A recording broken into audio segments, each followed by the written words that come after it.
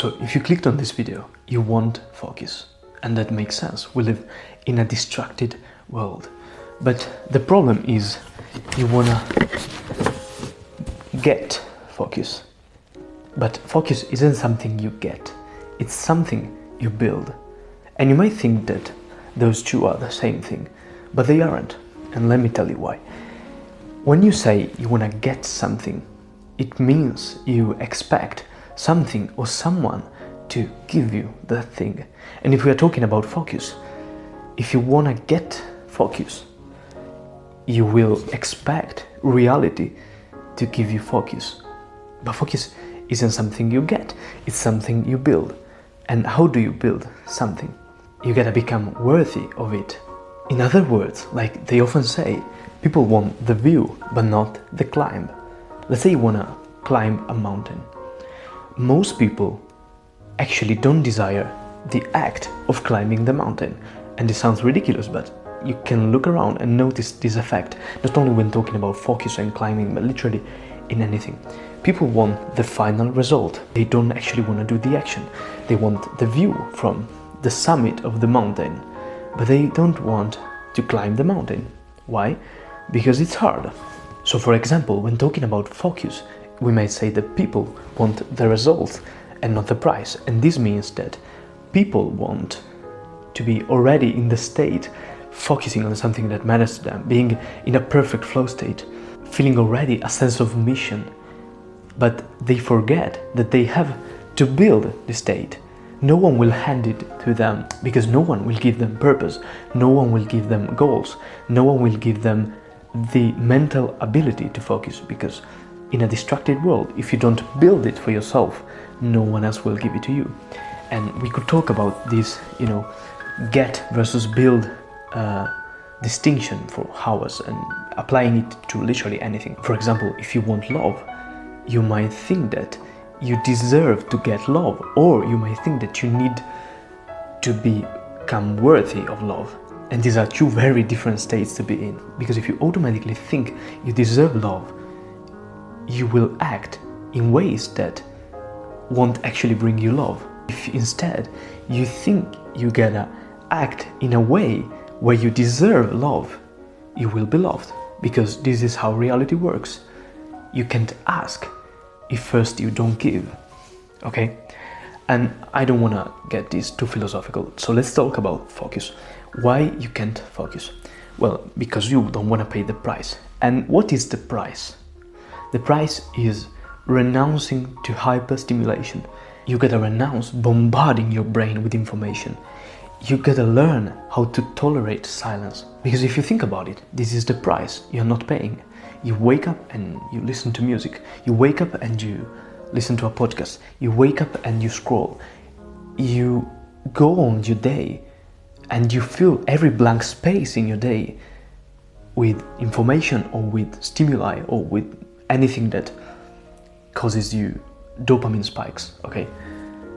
And if you keep doing that, it means you're not paying the price, and it means you still think you will get focus, but you gotta build focus. And how do you build focus? You remove all these things. You remove all the unnecessary stimulation from your days. So this means scrolling, this means consuming in moments where you could just be silent, where you could just be recharging for your next focusing session. You could start having more boring breaks between your work sessions, so that you start even craving the work, the focus. And I'm not saying that there's no place in a day for these activities. I just mean that if all your waking time is hyperstimulation, how could you expect to focus? Don't even be surprised. Okay, this whole video is not about, telling some crazy secret. It's just telling you, don't be surprised that you are distracted, that you can't focus. If you think like that, if you think you should get focus automatically, no. Especially in a world where focus is rare, where everything tries to get your attention. It's an active process. I've made a video in the last weeks which is about how chaos is the standard in life, and not only in the universe but also in our minds. So this can be applied to focus too. If you think about it, our baseline, our standard mind state is chaotic. It's disorganized. Thoughts coming in from all the places. And the only way to stop that is by being active, by creating order, and in this case, by creating focus. Now, you might expect from me some crazy hacks or ways to increase your focus, and they exist. In fact, my whole channel is all about that. My whole coaching program, one-on-one, is all about that. The whole goal of the program is to turn people from distracted but ambitious to flow state machines who can easily enter flow state and stay in the zone for hours. But in this video, I'm not gonna tell you some hacks or some ways to improve your focus. I'm gonna tell you something you don't expect, which is this. Your trajectory in life is not shaped by what you know, but by what you do. And this doesn't mean that knowledge doesn't matter at all. You can see the books behind me, and I've read a lot, even more than the books you see behind me. I'm an avid reader. I love learning, okay? I'm not saying that knowledge is useless, but if knowledge doesn't become change in behavior, it's, I don't want to say useless, but it won't at least change your trajectory in life. It will just be for curiosity reason, and this is fine. But if you want to actually change the trajectory of your life, you gotta actually do something. And how do you do something with focus? So you don't need to know crazy hacks, or better, you need hacks, but only if you are already acting. And what you need to act on, for example, right now you're watching a YouTube video. And what do you usually do when you open a YouTube video? Do you train your focus, or do you train your distractions? Think about it. When you open a video, do you listen carefully until the end, or do you click off, or do you scroll and look at the comments immediately, or do you look at the channel, or do you open other tabs, or do you put it in the background while listening to something else? What are you doing right now? Are you actually here with me, or are you doing something else? Because this is the point. I can't give you ways to improve your focus if you're not willing to pay the price that we were talking before. Okay? The point is, you don't want to pay the price. You don't want to pay the price of accepting the boredom of just listening to my boring voice. You just can't tolerate this, and so you'll click off the video. But if you want to do something about your focus and not learn something about your focus, I won't teach you anything. I will just tell you, do something. Watch this video with full attention, and once the video is finished, apply this in your daily activities. Let's say you need to study for 2 hours. What will you do? What do you usually do when you study?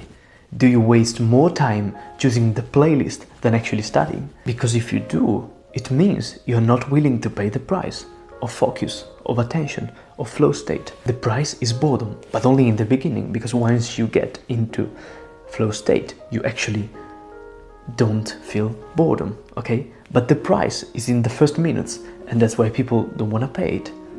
So when you study, don't look for a playlist, just do it in silence. Close yourself in a room, limit external stimuli distracting you. Accept the fact that you will get bored in the beginning, then it will get better.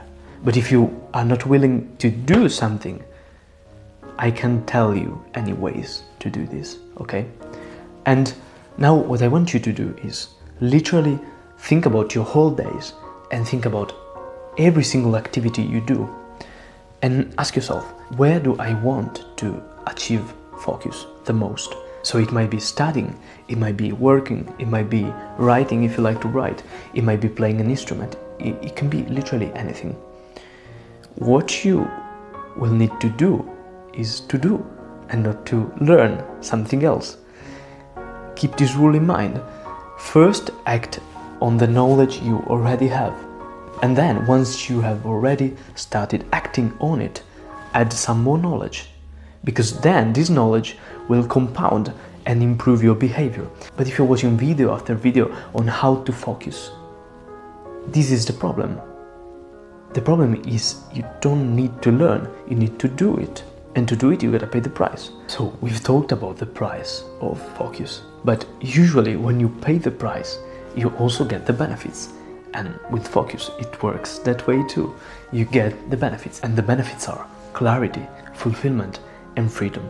And here I want to explain why restricting your reality actually gives you freedom. Okay, most people think that freedom means saying yes to more stuff, more people, more things, more experiences, more everything.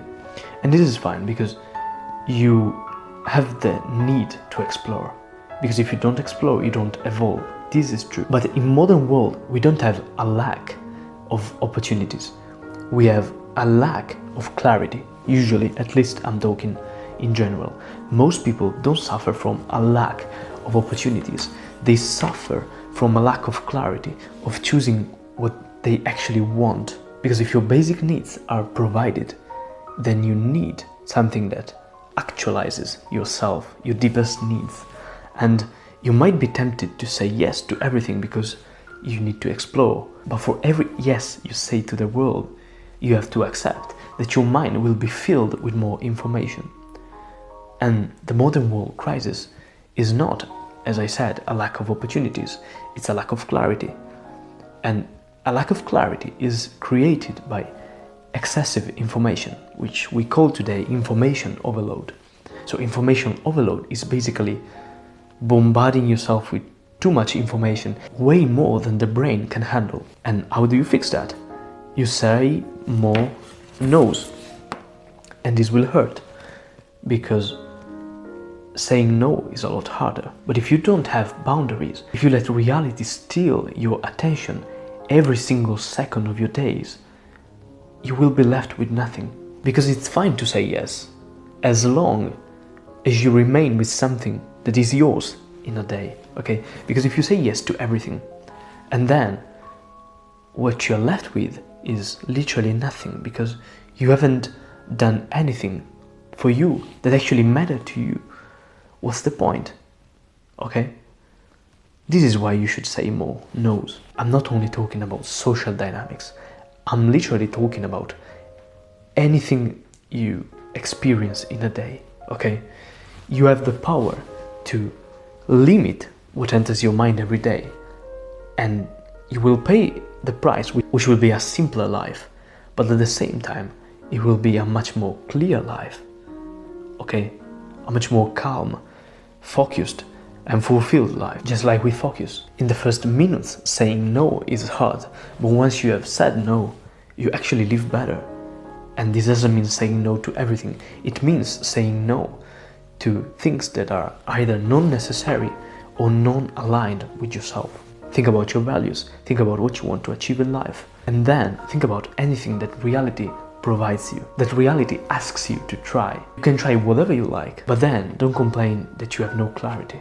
If you want clarity, you gotta say more no's. So I hope this video helped you, and if you want more from me, you can check out my eggs for daily psychology and frameworks to perform better while enjoying the journey. Or you can also subscribe to my free newsletter, 𝗪𝗪. The links are down below. And if you want one-on-one help, comment the word flow down below in the comments, and I'll send you more details on my program. I help people going from distracted to flow state machines. And since the video is ending, promise me something.